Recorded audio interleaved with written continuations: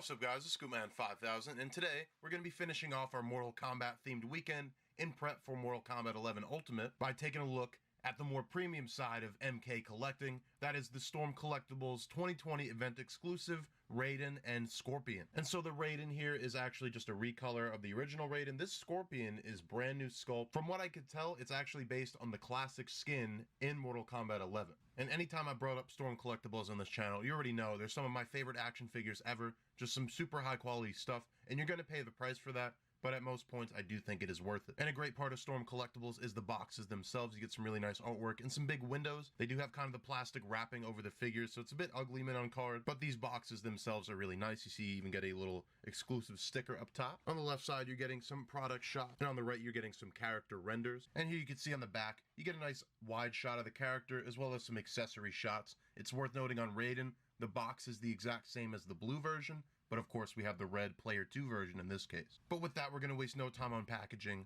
so let's fatality rip open these packages and take a look. And here's Raiden out of the packaging, and when it comes to Storm Collectibles, accessories really are the name of the game. We'll start out with the alternate hands. So on the figure, you're getting the two fists. You can do that kind of iconic Raiden pose. He's also got two wide open kind of karate chop hands. He's got two Cactus Jack finger gun hands. He's got some kind of dynamic fighting hands that we get on most of these Storm Collectibles figures. And then he also does have some opened up kind of clutching hands. With those, you can actually attach some lightning pieces and the included alternate head that you could stick on any of your Storm Collectibles figures, and you can get this amazing head explosion effect, and you can get a better look at that head. Basically, this is going to peg onto any of your MK Ninjas, or really any other figure line that has the same size ball peg, and you could make it so that the head is exploding. But I could see this even being used in any figure photography, someone getting shot or anything like that. Really awesome effects piece. He's also got two hands that are shooting lightning more Palpatine style, and the lightning is actually sculpted into the hands in this case. And then he's also got these two gigantic lightning bolts that shoot up into the sky. You can see how that's posed. And then finally, for alternate heads, he's got three different versions. He's got one that's stoic on the figure. He's got one with a screaming mouth.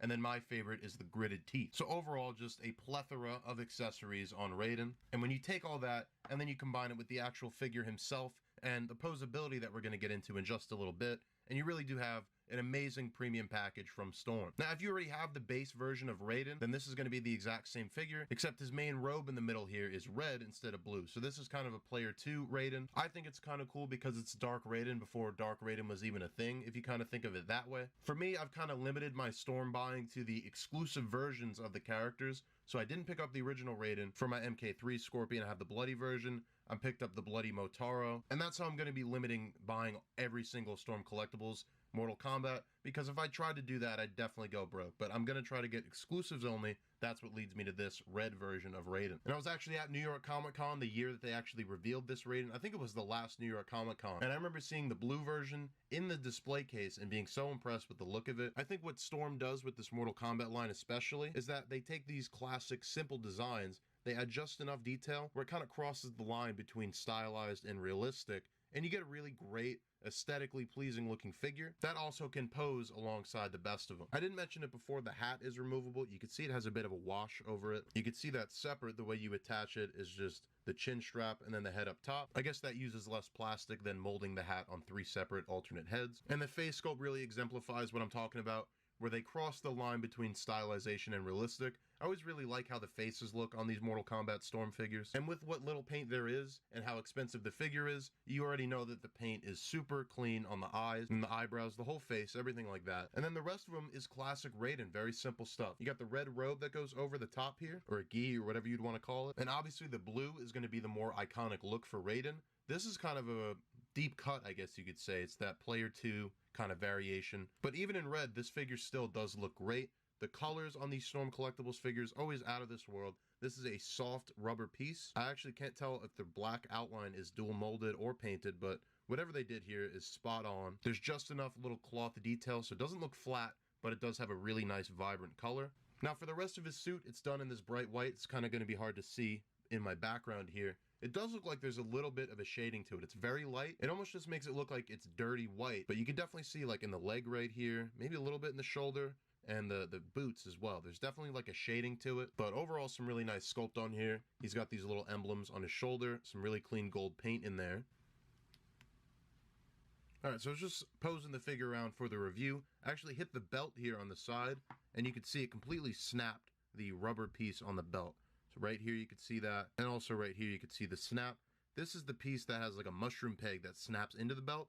I actually just looked into it, and this seems like a very common problem with the Raiden. I had no clue. I had not seen reviews about this before. I guess at least I'm not alone. I'm going to try to maybe get Storm Collectibles to replace it. I'm going to have to contact them or something like that. So for the rest of the review, Raiden's going to look a little bit naked, a little bit awkward. But that's definitely going to be a big negative. Very sour experience here with this Raiden figure. But we'll go over his articulation now. So the head, it's on that double ball. There's a ball here and a ball here. And really the whole inner machinations of these Storm Collectible figures are pretty interesting.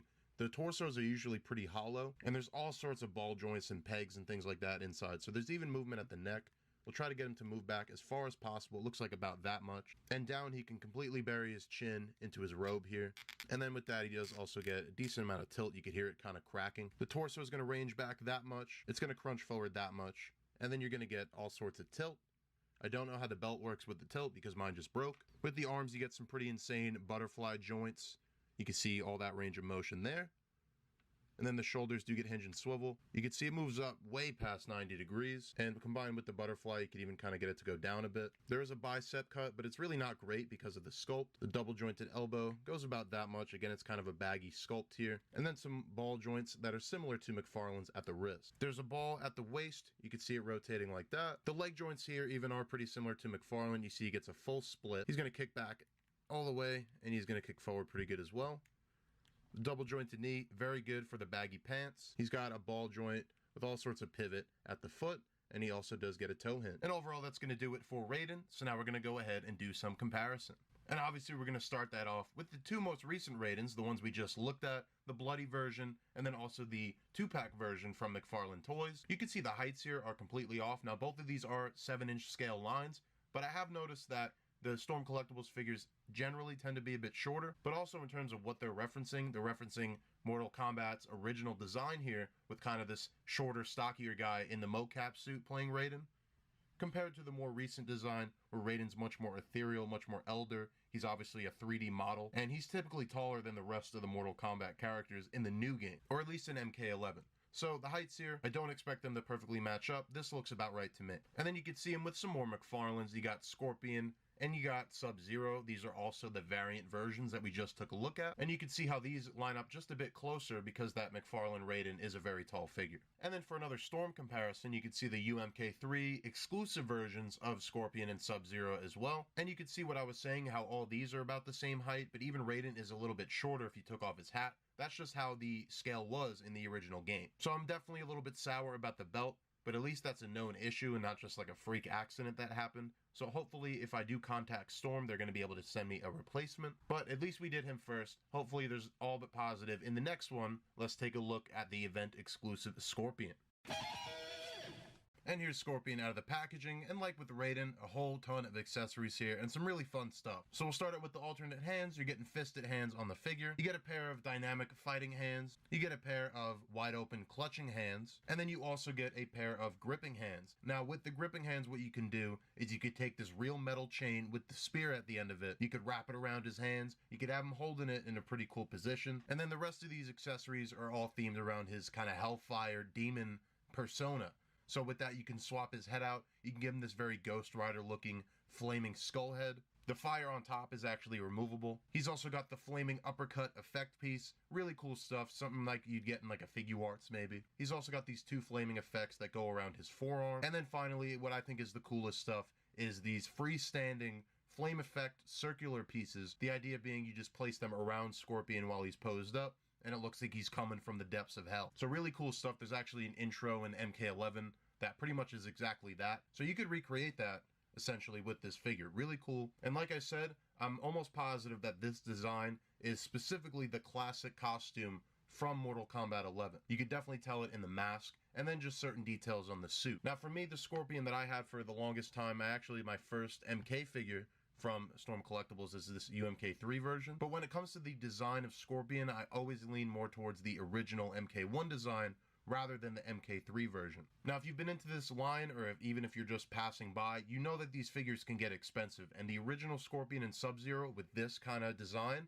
go for crazy money. And those actually, I think, have even a better look than this. This is a completely new sculpt, but I'm willing to compromise just a little bit. It's still a look that I greatly prefer to the MK3 version, and I'd love to see them repaint this in every single ninja color, because I completely missed out on all of them. But we'll take out the UMK3, we'll do more comparisons in a bit. Luckily with this guy, it doesn't seem like there's going to be any kind of QC issue like I did have with Raiden. And overall, I just love the sculpt on these. So you can see the ghost head right here that I put on him.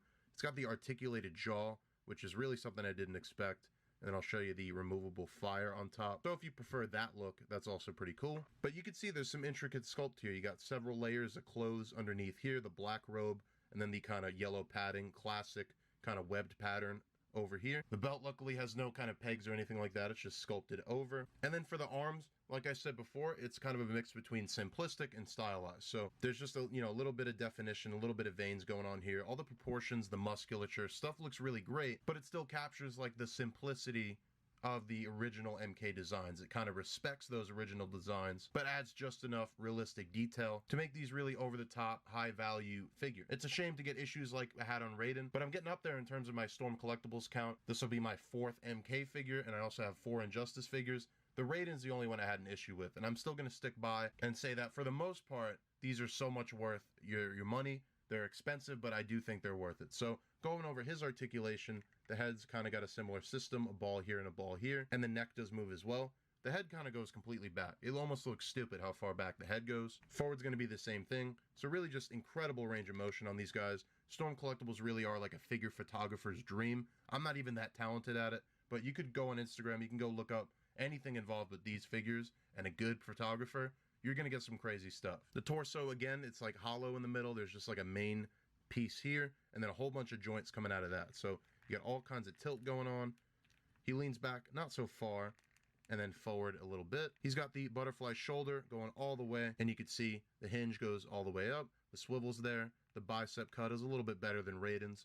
The double jointed elbow goes that far, and then he's got the ball joints at the wrist. You can see the splits there. Goes back not so far because of this sculpt here. Forward's pretty decent, and the sideways is good as well. Double jointed knee is good. He's got the ball joint and the rocker at the boot, as well as the toe hinge. But that is it for Scorpion, so now we're going to go ahead, finish it off, and let's do some comparison. And here you can see the little collection of Scorpion figures I've kind of built for myself here. Different generations of the design. So here is pretty much inspired by the original. Then you got MK3, you go forward like 20 years, and then you got the MK11 design. And with something like the McFarlane, you could even argue that the sculpt is better here, but obviously it's a newer design, there's a lot more going on. And you can see that the articulation though on these, if you looked at my review, it's just a little bit sacrificed. But with Storm Collectibles, they're used to these rubber pieces, and I think they just know what's going on in terms of the look of the figure vanilla posed, but also just getting the most amount of range of motion you can get out of these guys. And then we'll bring in Scorpion's rival, Sub-Zero. We got the McFarlane and the Storm Collectibles MK3. I even like having these two together